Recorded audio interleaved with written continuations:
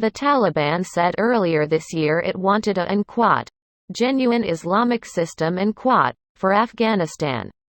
That would make provisions for women's and minority rights, in line with cultural traditions and religious rules.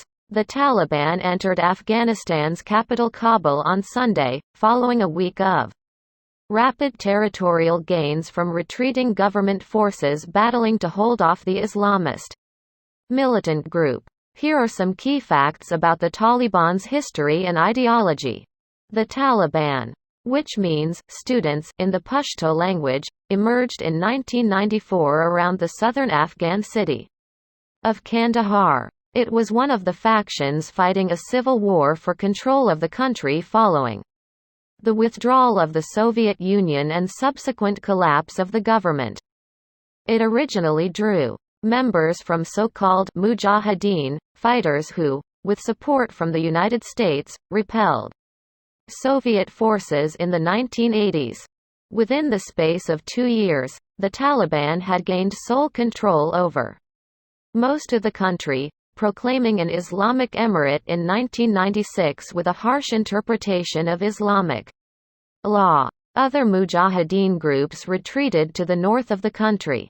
Following the September 11, 2001 attacks in the United States by al-Qaeda, U.S.-backed forces in the north swept into Kabul in November under the cover of heavy U.S. The Taliban melted away into remote areas, where it began a 20-year-long insurgency against the Afghan government and its Western allies.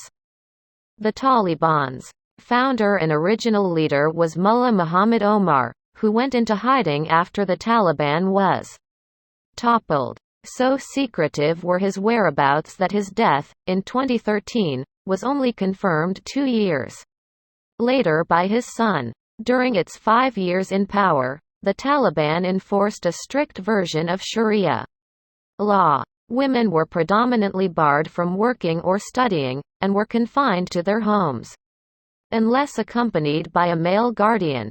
Public executions and floggings were common. Western films and books were banned, and cultural artifacts seen as blasphemous under Islam were destroyed.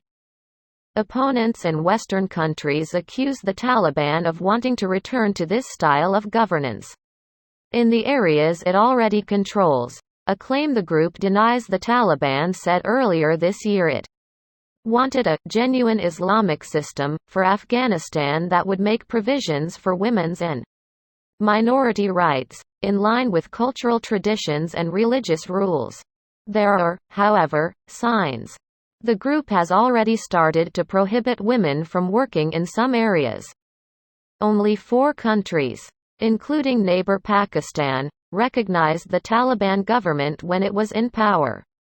The vast majority of other countries, along with the United Nations, instead recognized a group holding provinces to the north of Kabul as the rightful government in waiting.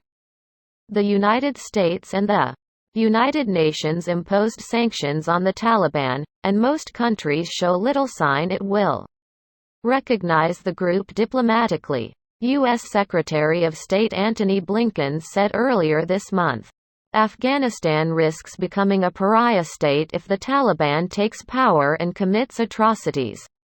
Other countries such as China have begun cautiously signaling they may recognize the Taliban as a legitimate regime.